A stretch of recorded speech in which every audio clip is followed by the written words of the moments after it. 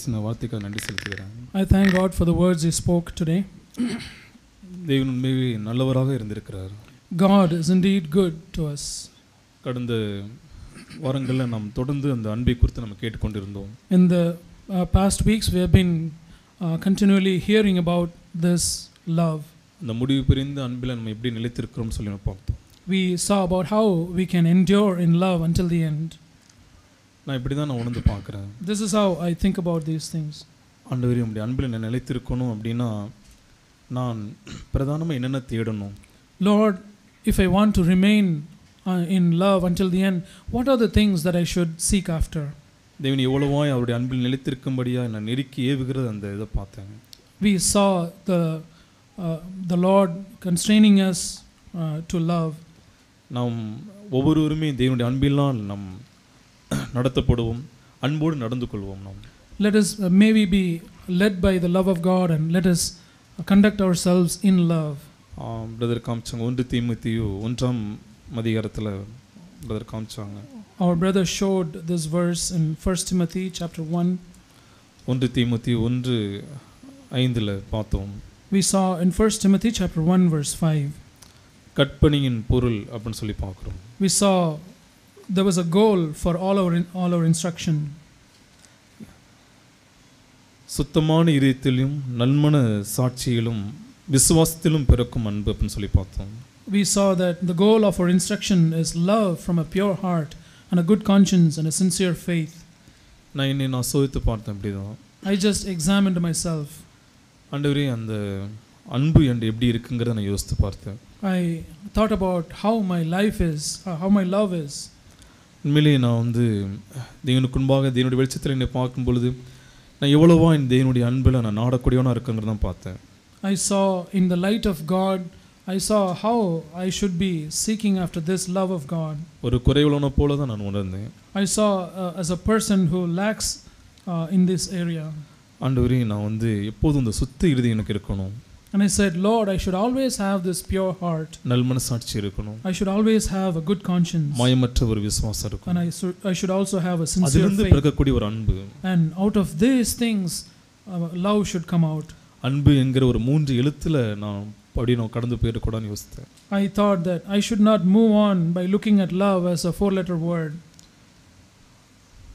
என்னுடைய வாழ்க்கையில், என்னுடைய தனிப்பட்ட வாழ்க்கையில், என்னுடைய குடும்பங்களில், நான் வேலை ஸ்தலங்களில் நான் எப்படி நடந்து கொள்கிறேன்? How do I conduct myself in my personal life, at my home and in my office?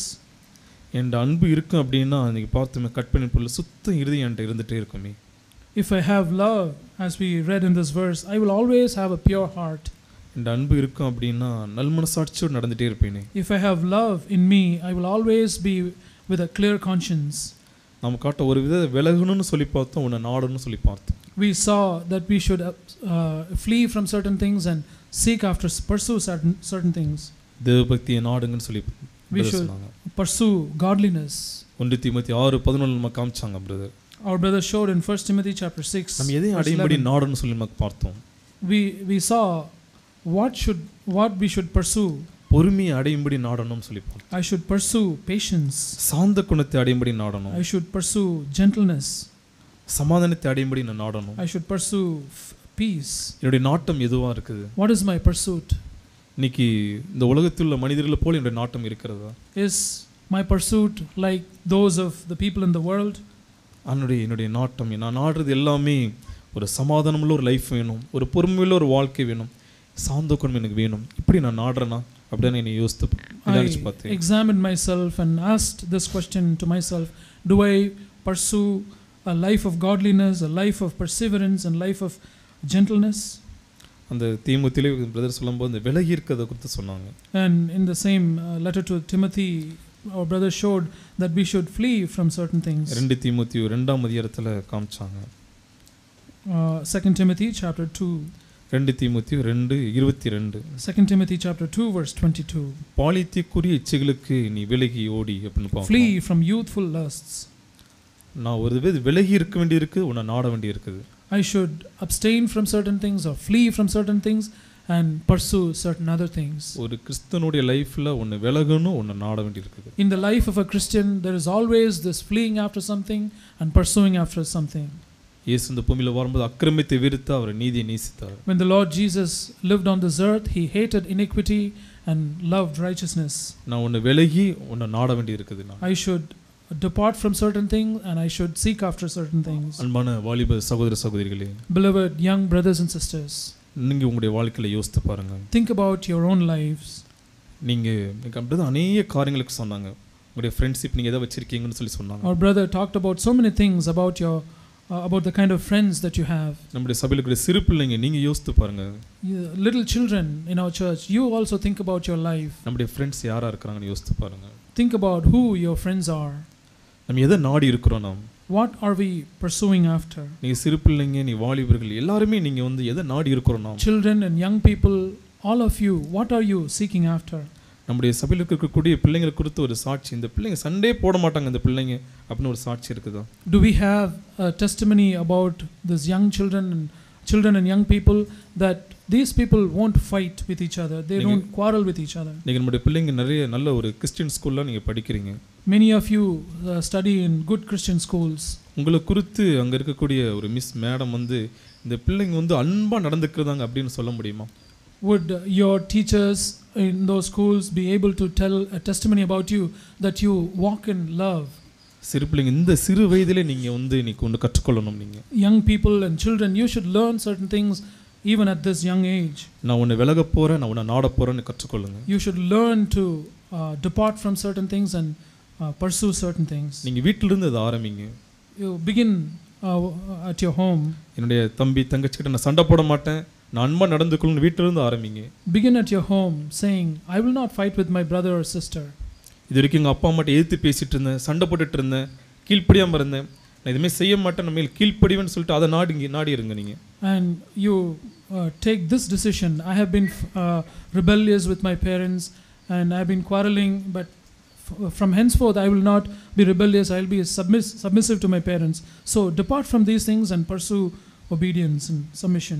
இன்னைக்கு வரக்கூடிய சந்ததிக்கு பேரண்ட்ஸ்க்கு எதுவும் தெரியாது, எனக்கு எல்லாம் தெரியும் அப்படின்னு சொல்லிட்டு நம்ம அப்படியே அவங்க எதிர்த்து நிற்கிறது போல நிறைய நேரங்களில் நம்ம எதிர்த்து நிற்கிறோம். So this present generation has this attitude that they know better than their parents and they have a spirit of rebellion against their parents. அவங்கள மரியாதையாக நம்ம பார்ப்போம் நம்முடைய பேரண்ட்ஸை. Young children, look at your parents, look up to your parents with respect. அன்போடும் கணத்தோடு அவங்கள மரியாதையோடு நம்ம அவங்களுக்கு உதவி செய்கிறது கீழ்ப்படிதல் இருக்கணும். நம்ம treat them with respect, obey them, submit to them in love. சிறு பிள்ளைங்க இந்த சிறு வயதிலே நீங்கள் அன்போடு நடந்து கொண்டு பாருங்களேன். Children and young people, you conduct yourself with love even at this young age. உங்களுடைய வாழ்க்கையில் ஒரு பெரிதான ஒரு மாற்றம் இருக்கும். Then you will see a great change in your life. வாலிபர்களே நீங்களும் அதே போலதான். Young people, you also likewise. நாம் ஒரு 18 19 வந்தோடனே நம்முடைய பெற்றோர்களை எப்படி நாம் பார்க்கிறோம்? How do you look at your parents when you turn 18 or 19? நாம் இதுவரைக்கும் நான் இப்படி இருந்திருந்தாலும் சரி, நம்ம ஆண்டவரே நான் உன்னை நான் விலக போறேன், உன்னை வெறுக்க போறேன், நான் உன்னை நேசிக்க போறேன், உன்னை நாட போகிறேன்னு சொல்லிட்டு நாம் அப்படி நாடிடுவோம் நாம். So it doesn't matter however you have been up to this point, but from now on make a decision that I'm going to depart from certain things and choose and pursue after certain other things. நம்ம குறுகிய வட்டத்திலிருந்து நம்முடைய ஆரம்பத்தை ஆரம்பிப்போம். Let us begin our life from within our small boundary. முதலாவது என்னுடைய தனிப்பட்ட வாழ்க்கையில் நான் சுத்த இதயத்தோடும் நல்மனசாட்சியிலும் நான் எல்லா இடத்திலும் அன்போடு நடந்து கொள்ளணும். குறுகிய வட்டத்திலிருந்து நம்ம பெரிதாக ஆரம்பிப்போம். Say, I'm going to start from my small boundary in my personal life. I'm going to keep a pure heart and I'm going to be loving from a pure heart. நம்முடைய குடும்பங்களிலிருந்து ஆரம்பிப்போம். Let us begin at our homes. என்னோட மனைவிட்ட அன்பா நான் பேசுறது. Let me speak lovingly with my wife. அன்பா நடந்து கொள்றது. Let me conduct myself in love with my wife and husband. இது ஏதோ இந்த இப்படிப்பட்ட வார்த்தைகள்லாம் வார்த்தையா எனக்கு கடந்து போயிடக்கூடாது. So these words should not pass away just mere words. ஆண்டவரே இந்த வார்த்தை அது என் வாழ்க்கையில் மாம்சமாய் மாறணும். So these words should become flesh in us. என்னுடைய வாழ்க்கையில் ஜீவனாய் மாறணும். These words should become life within us. இது ஒரு வாழ்க்கை இது. This is a life that we have to live. நம்ம வார்த்தையை மட்டும் பேசிட்டு நம்ம கடந்து போறது இல்லை. It is not that we just speak these words and move on. இது ஒரு வாழ்க்கை. This is about living a life. இந்த வாழ்க்கை தேவன் நமக்கு கையளித்திருக்கிறார். God has granted us this life to live. ரோமர் 5:5ல Romans chapter 5 verse 5. நம் சிறு பிள்ளைகள், வாலிபர்கள், இருக்கிற அநேக பெரியவர்கள் எல்லாருமே நாம் இப்படியா இந்த நம்முடைய வாஞ்சும் விருப்பமும் ஜெபமும் இதுவாக இருக்கட்டும். May the prayer and the desire of our heart be like this for young people and older people alike. நமக்கு அருளப்பட்ட பரிசுத்த ஆவியினாலே தேவனுடைய அன்பு நம்முடைய இருதயங்களில் ஊற்றப்பட்டிருக்கிறபடியால் அந்த நம்பிக்கை நம்மை வெட்கப்படுத்தாது. Hope does not disappoint because the love of God has been poured out within our hearts through the Holy Spirit who was given to us. ஆண்டவரே, தேவனுடைய அன்பு என் இதயத்தில் ஊற்றப்படட்டும். The love of God, may the love of God be poured out into my heart. நான் அன்போடு நடந்து கொள்ள விரும்புகிறேன். I want to conduct myself in love. சுத்த இதயத்தோடு நடந்து கொள்ள விரும்புகிறேன். I want to live with a pure heart. நல்மனசாட்சியோடு வாழ விரும்புகிறேன். I want to live with a clean conscience. ஒரு மாயமற்ற விசுவாசத்தோடு வாழ விரும்புகிறேன். I want to live with a sincere faith. ஆண்டவரே, தேவ அன்பு என் இதயத்தில் ஊற்றப்படட்டும். Lord, may the love of God be poured out into my heart. இது தீமோத்தேயுல சொல்லும்போது இதை நீங்க தெரித்திராதங்கன்னு சொல்லுவார், தெரித்துக்கொள்ளாதங்கன்னு சொல்லுவார் ஒரு காரியத்தை. He says don't put on certain things. 2 தீமோத்தேயு 3:5 பார்க்கிறோம். In 2 Timothy chapter 3 verse 5. தேவபக்தியின் வேஷத்தை தெரித்து அதன் பலனை மறுதலிக்கிறவர்களாயும் இருப்பார்கள், இப்படிப்பட்டவர்களை விட்டு நீ விலகு. He says certain people will be holding on to a form of godliness although they have denied its power. Avoid such men as these. அவங்கெல்லாம் பாவங்களை நிறைந்து பற்பல இச்சைகள் இழுப்புண்டு இருக்கிறாங்க, இவங்களை விட்டு விலகு. They are all they are weighted down with sins, led on by various impulses. Avoid such people. நாம் தேவனை நோக்கி நாம் பார்ப்போம். Let us look at the Lord. நான் தேவபக்தியின் வேஷத்தை தைத்துக் கொள்ள விரும்பல. Let us not hold on to a form of godliness. என்னுடைய தேவன் அந்த பரிசுத்த ஆவியான தேவ அன்பு என் இதயத்தில் ஊற்றப்பட நான் விரும்புகிறேன். My need is that I want the love of God to be poured out into my heart. நான் மாய்மாலமாய் வாழ விரும்பல. I don't want to live a hypocritical life. நான் நேர்மையா வாழ விரும்புகிறேன். I want to live a honest life. தேவன் நம்மள ஒவ்வொருவருக்கும் உதவி செய்வாராக. May God help each one of us. Amen. I think we had a right reminder after the conference. இந்த கான்ஃபரன்ஸ் கூட்டங்களுக்கு பிறகு ஒரு சரியான ஒரு நினைப்பூட்டுதலை இந்த நாளிலே நாம் கேட்டிருக்கிறோம் என்று நான் விசுவாசிக்கிறேன். So that we will not forget what we heard. நாம் கேட்டவைகளை மறந்து விடாதிருக்கும்படி இந்த வார்த்தைகளை நாம் இந்த தினத்திலே கேட்டிருக்கிறோம்.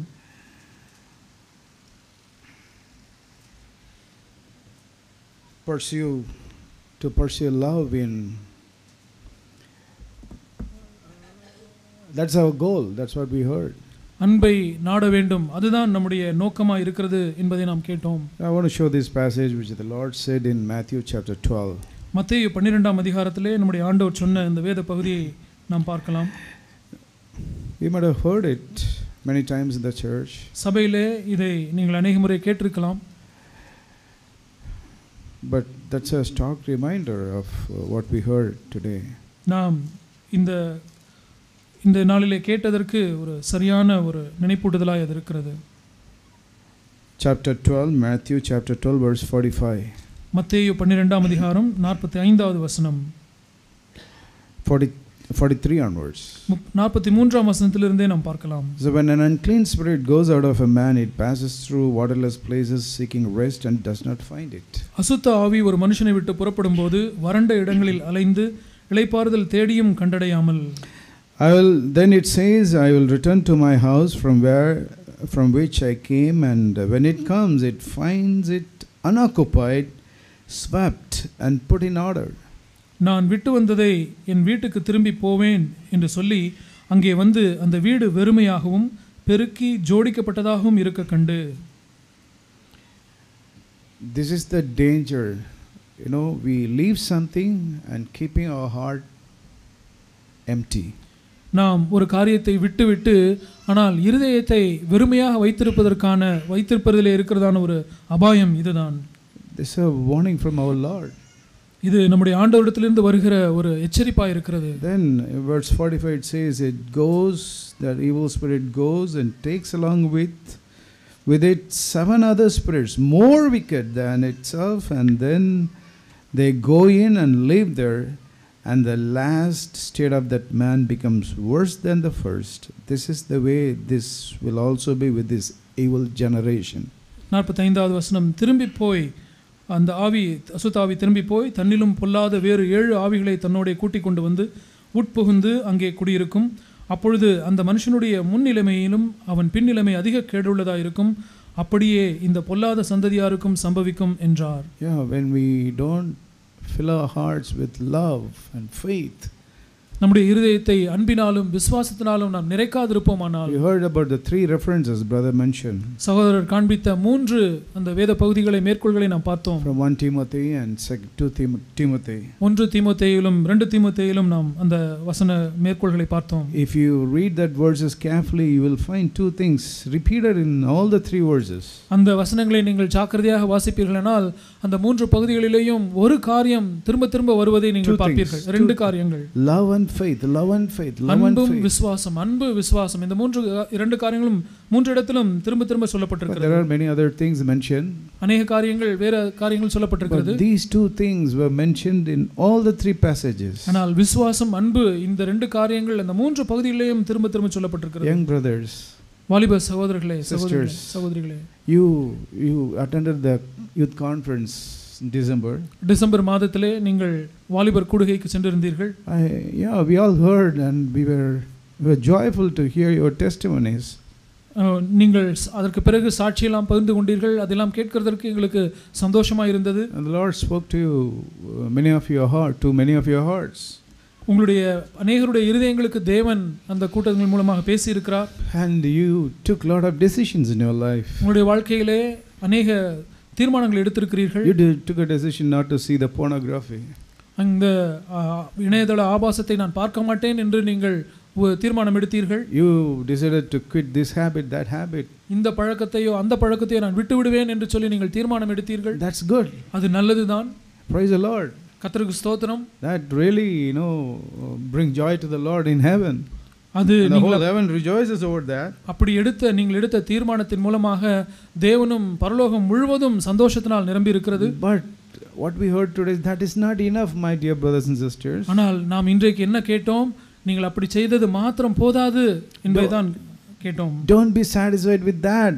அதிலே நீங்கள் திருப்தி கொண்டு விடாதீர்கள். You have to fill your heart with something else. உங்களுடைய இருதயத்தை வேறு காரியங்களால் நிரப்ப வேண்டி இருக்கிறது. Fill your heart with the love for God.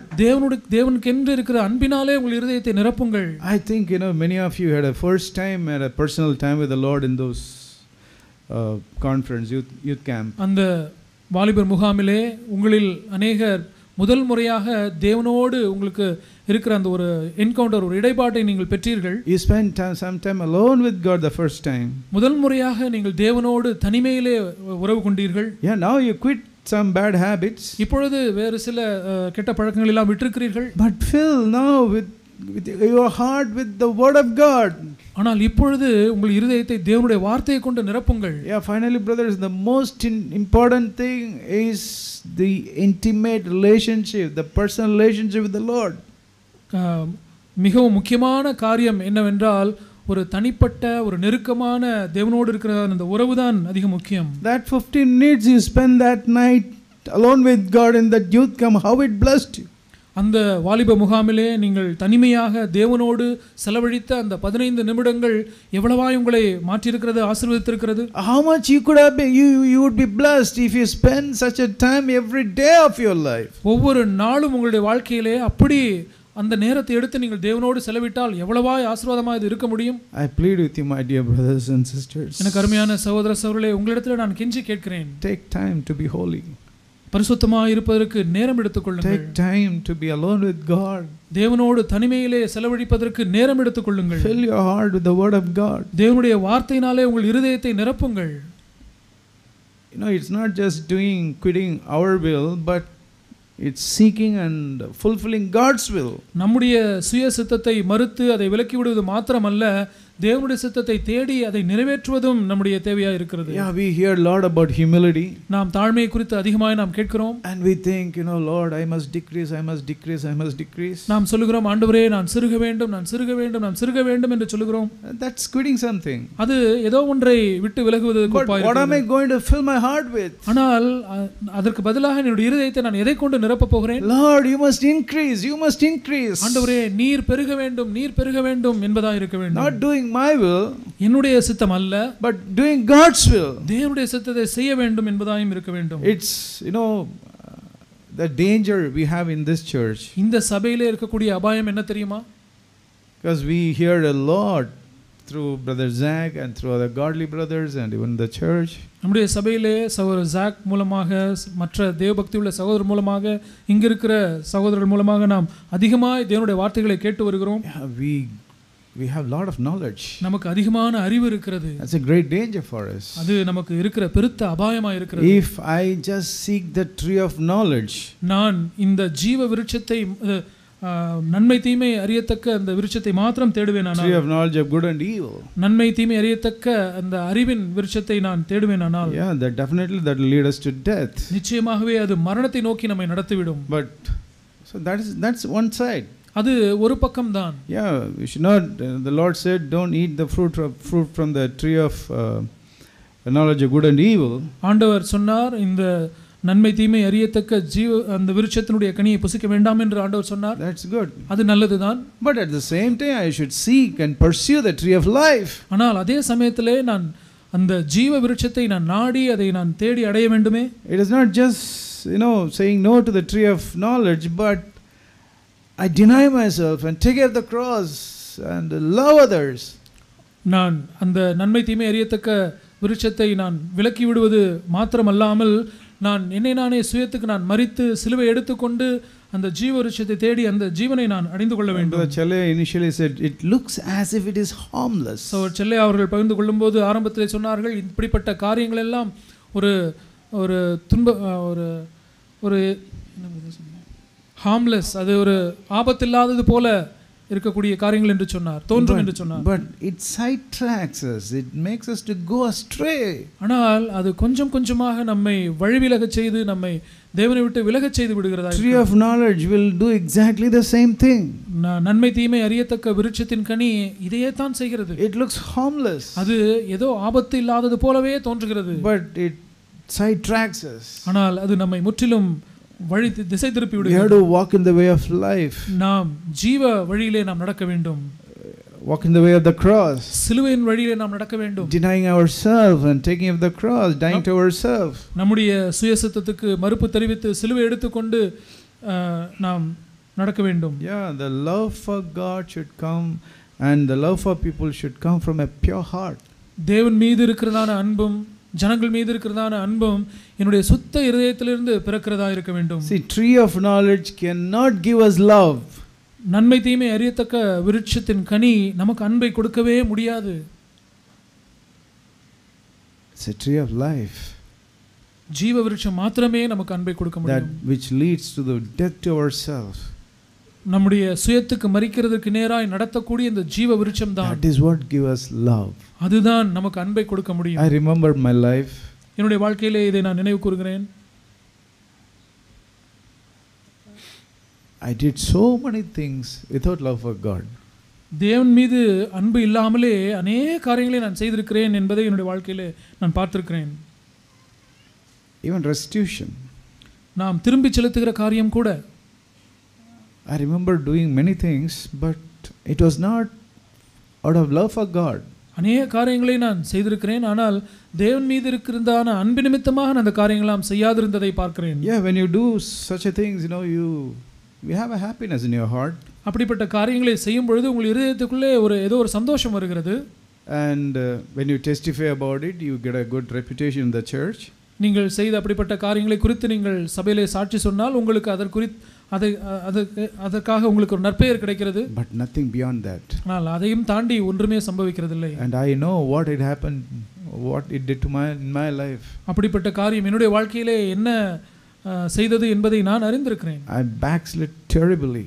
நான் மிக மோசமாக பின்மாற்றம் அடைந்தேன். Because my life was not driven by love. ஏனென்றால் என்னுடைய வாழ்க்கை அன்பினால் நடத்தப்படாமல் இருந்தது. But one day I realized a little bit of the love of God. ஆனால் ஒரு நாளிலே தேவனுடைய அன்பிலே கொஞ்சத்தை நான் உணர்ந்து கொண்டேன். And it changed my life. அது என்னுடைய வாழ்க்கையை மாற்றினது. Doing things out of love for the Lord. தேவன் மீது இருக்கிறதான அன்பு நிமித்தமாக நாம் செய்கிற காரியத்தை செய்ய வேண்டும். Love to God from a pure heart. சுத்தமான இருதயத்திலிருந்து தேவன் மீது பிறக்கிற அன்பு. Yeah, that's what's so important. அதுதான் மிக முக்கியமான காரியம். Young children, சிறு பிள்ளைகளே, teenage boys and girls, பதின் பருவத்தில் இருக்கிறதான பையன்கள் பெண்கள், yeah, we have been warned about the friendship with the world. இந்த உலக ஸ்நேகத்தை குறித்து நீங்கள் இந்த நாளிலே எச்சரிக்கப்பட்டிருக்கிறீர்கள். There's a word I want to show from Proverbs. நீதிமொழிகளிலிருந்து ஒரு வசனத்தை நான் உங்களுக்கு காண்பிக்க விரும்புகிறேன். Proverbs chapter 22. நீதிமொழிகள் 22 verses 24. 24வது வசனம். It's not only for them, it's for all of us. இந்த சிறு பிள்ளைகளுக்காக மாத்திரமல்ல இந்த வசனம், இது நம்ம எல்லாருக்குமே பொருந்தக்கூடிய வசனமாக இருக்கிறது. 22, 24 and 25. நீதிமொழிகள் 22, 24, 25 வசனங்கள். Do not associate with a man given to anger. கோபக்காரனுக்கு தோழனாகாதே. Why? Or go with a hot-tempered man. அல்லது உக்கிரமுள்ள மனுஷனோடே நடவாதே. Or with a rebellious boy or a girl in your school. அல்லது உன் பள்ளியிலே இருக்கிறதான முரட்டாட்டமுள்ள ஒரு பையனோ பெண்ணோ அவர்களோட தோழனாகவோ அவர்களோடு நடக்கவோ செய்யாதே. There are rebellious children at school. பள்ளியிலே முரட்டாட்டமுள்ள பிள்ளைகள் இருக்கத்தான் செய்கிறார்கள். They speak against the teachers. ஆசிரியர்களுக்கு விரோதமாக பேசக்கூடிய முரட்டாட்டமுள்ள பிள்ளைகள் Who இருக்கிறார்கள். don't obey the teachers. ஆசிரியர்களுக்கு கீழ்ப்படியாத பிள்ளைகள் இருக்கிறார்கள். But it will be, interesting to be associated with them. ஆனால் அவர்களோடு ஐக்கியமாக இருப்பது, அவர்கள் தொடர்பில் இருப்பது ஒரு சுவாரஸ்யமான காரியமாக இருக்கக்கூடும். But that's why Bible warns, do not associate with someone given to anger or a hot-tempered man. அதனால் தான் வேதம் நம்மை எச்சரிக்கிறது, கோபக்காரனுக்கு தோழனாகாதே, உக்கிரமுள்ள மனுஷனோட நடவாதே. Why? ஏன்?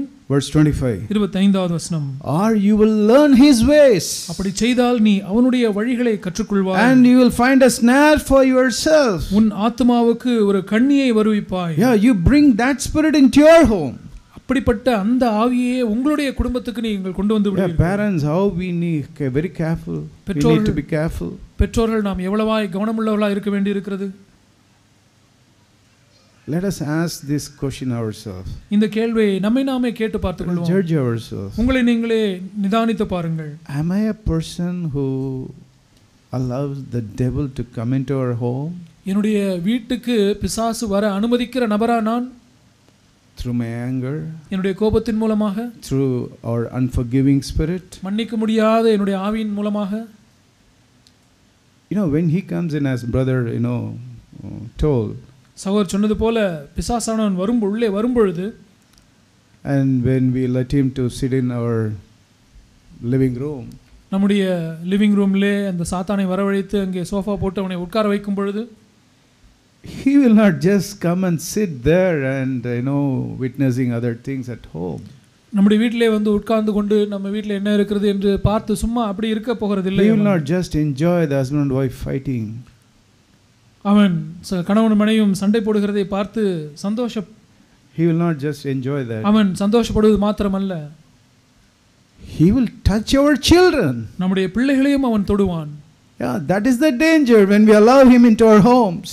சாத்தானை நம்முடைய வீடுகளுக்கு நாம் அனுமதிப்போமானால் அவன் நம்முடைய பிள்ளைகளையும் தொடுவான் என்பதுதான் அங்கே இருக்கிறதான அபாயம். We may think, our children is not here, they are in the school. நம்முடைய பிள்ளைகள் இப்பொழுது வீட்டிலே இல்லையே, அவர்கள் பள்ளியிலே இருக்கிறார்கள் என்று நாம் ஒருவேளை நினைக்கலாம். I tell you, he will touch our children. நான் சொல்லட்டும், நீங்கள் அப்படி சண்டை போட்டு பிசாசை உள்ளே கொண்டு வரலாம், அவன் பிள்ளைகளை தொடுவான். Our children will have a bad influence from him because we allowed him to come into our home. நாம் பெற்றோர்களாகிய நாம் பிசாசை நம்முடைய வீட்டுக்கு வர அனுமதித்து விட்டபடினாலே அவன் நம்முடைய பிள்ளைகள் மீது ஒரு தாக்கத்தை நிச்சயமாக ஏற்படுத்துவான். Not only our homes, my dear brothers and sisters. நம்முடைய வீடுகள் மாத்திரமல்ல சகோதர சகோதரிகளே, it will affect the church. சபையையும் அது பாதிக்கும். It will affect the church. சபையை அது பாதிக்கும். Check the pure water that goes from the church. சபையிலிருந்து போகிற அந்த சுத்தமான அந்த தண்ணீரை அது களங்கப்படுத்தி விடும். Let us repent. நாம் மனம் திரும்புவோம். Let us fill our heart with the love for God and love for others. தேவனுக்கும் மற்றவர்களுக்கும் இருக்கிற காண்பிக்க வேண்டிய அந்த அன்பினாலே நம்முடைய இருதயத்தை நாம் நிரப்பிக்கொள்வோம். Especially in our homes. குறிப்பாக நம்முடைய வீடுகளிலே, with our partners, நம்முடைய வாழ்க்கை துணையோரோடு. We all know how the children of Israel did so many evil against the Lord. இஸ்ரவேல் ஜனங்கள் எவ்வளவாய் தேவனுக்கு விரோதமாக தீமை செய்தார்கள் என்பதை நாம் அறிந்திருக்கிறோம். They grieved the Lord's heart. அவர்கள் தேவனுடைய இருதயத்தை துக்கப்படுத்தினார்கள். They rebelled against the Lord. அவர்கள் தேவனுக்கு விரோதமாக முரட்டாட்டம் செய்தார்கள். What is the heart of God? அவர்களை குறித்து தேவனுடைய இருதயம் எப்படி இருந்தது தெரியுமா? I want to show these words. இந்த வசனத்தை நான் உங்களுக்கு காண்பிக்க விரும்புகிறேன். Romans chapter 10. ரோமர் 10ஆம் அதிகாரம். The last verse. கடைசி வசனம். And this should be our heart also. நம்முடைய இருதயம் இப்படித்தான் இருக்க வேண்டும். Because in our homes, between husband and wife, we have a lot of frictions. ஏனென்றால் நம்முடைய வீடுகளிலே கணவன் மனைவிகளிடத்திலே அதிகமான உரசல்கள் ஏற்படுகிறது உண்டு. And might be, there is something wrong with the other one. ஒருவேளை யாரோ ஒரு நபரிடத்திலே தவறு இருக்கக்கூடும். It may be true. அது உண்மையா இருக்க முடியும். Usually the fault will be on both sides. வழக்கமாக அந்த தவறு இரண்டு பேரிடத்திலுமே இருக்கும். But even if the fault is on one side, ஆனால் அந்த தவறு ஒரு நபரிடத்திலே மாத்திரமே இருக்கிறது என்றே நாம் வைத்துக் கொள்வோம். yeah, when there is fault on both sides, both have to reconcile. ரெண்டு பேரிடத்திலுமே தவறு இருந்தால் ரெண்டு பேருமே ஒப்புரவாக வேண்டும். But if the fault is only on one side, ஆனால் அந்த தவறு ஒரு நபரிடத்தில் தான் இருக்கிறது என்று நாம் வைத்துக் கொள்வோம். like the Israelites against God, தேவனுக்கு விரோதமாக இஸ்ரவேல் ஜனங்கள் செய்தது போல, what is God's heart? தேவனுடைய இருதயம் எப்படி இருந்தது? You know what he said? அவர் என்ன சொன்னார் தெரியுமா? Verse 21. 21வது வசனம். But as for Israel, he says, all day long I have stretched out my hands to a disobedient and an obstinate people. இஸ்ரவேலை குறித்தோ கீழ்ப்படியாதவர்களும் எதிர்த்து பேசுகிறவர்களுமாக இருக்கிற ஜனங்களிடத்திற்கு நாள் முழுதும் என் கைகளை நீட்டினேன் என்று அவன் சொல்லியிருக்கிறான். Maybe the wife is so rebellious, disobedient. ஒருவேளை மனைவியானவள் முரட்டாட்டம் செய்து எதிர்த்து பேசுகிற நபராக இருக்கலாம். Husband is completely unloving, selfish, unloving and selfish. ஆனால் கணவனோ முற்றிலுமான unselfish and selfish and unloving. கணவன் ஒருவேளை சுயநலம் உள்ளவனாகவும் அன்பு கூற முடியாதவனாகவும் இருக்க முடியும். But what should be my heart? ஆனால் என்னுடைய இருதயம் எப்படி இருக்க வேண்டும்? What should be our heart? நம்முடைய இருதயம் எப்படி இருக்க வேண்டும்? Is it open? நம்முடைய இருதயம் திறந்து இருக்கிறதா? It says all the day long நாள் முழுவதும் I have stretched out my hand to receive the Israelites. இஸ்ரவேல் ஜனங்களை ஏற்றுக்கொள்ளும்படியாக என்னுடைய இரு கரங்களை நாள் முழுவதும் நான் நீட்டி இருக்கிறேன் என்று ஆண்டவர் சொல்கிறார். Brothers and sisters, we cannot live this life by gritting our teeth, but by the baptism of the Holy Spirit. சகோதர சகோதரிகளே, நாம் இப்படிப்பட்ட வாழ்க்கையை நாம் பல்லை கடித்துக்கொண்டு நாம் வாழ முடியாது. பரிசுத்த ஆவியினுடைய அபிஷேகத்தின் மூலமாகவே நாம் வாழ்க்கையை வாழ முடியும். May the Lord help us. தேவன் நமக்கு உதவி செய்வாராக. Let us seek that. நாம் அந்த ஆவியினுடைய அபிஷேகத்தை நாம் நாடுவோம். Yeah, last week we heard that messages. கடந்த வாரத்திலே நாம் அந்த அன்பிலே நிலைத்திருக்கிறதை குறித்ததான அந்த செய்திகளை எல்லாம் நாம் கேட்டோம். And the last 7 days we might have gone through in our homes, we might have gone through similar situation. நம்முடைய வீடுகளிலே கடந்த 7 நாட்களிலே இப்படிப்பட்டதான சூழ்நிலைகள் நாம் கடந்து சென்றிருந்திருப்போம். Just think of that situation and what did we do? அந்த சூழ்நிலைகளிலே நாம் என்ன செய்தோம் என்பதை குறித்து நாம் யோசித்து பார்ப்போம். What did you do? நீங்கள் என்ன செய்தீர்கள்? Did you cry to the Lord, Lord, fill me with your Holy Spirit now? ஆண்டவரே, இந்த சோதிக்கப்படுகிற இந்த வேளையிலே உம்முடைய பரிசுத்த ஆவியினாலே என்னை நிரப்பும் என்று கதறி கேட்டிருக்கிறீர்களா? Lord, I am not able to love my wife. Lord, I am not able to love my husband. ஆண்டவரே, என்னுடைய மனைவியை நான் நேசிக்க முடியாமல் இருக்கிறேன், என்னுடைய கணவனை நேசிக்க முடியாமல் இருக்கிறேன். Lord, I am not love my parents. ஆண்டவரே, என்னுடைய பெற்றோர்களை நான் நேசிக்க முடியாமல் இருக்கிறேன். Lord, fill my heart with your love. ஆண்டவரே, உம்முடைய அன்பினாலே என்னுடைய இருதயத்தை நிரப்புவீராக. Yeah, if you have prayed for like that, you have hope. நாம் அப்படி கதறி இருந்தோமானால் நமக்கு நம்பிக்கை உண்டு. Let's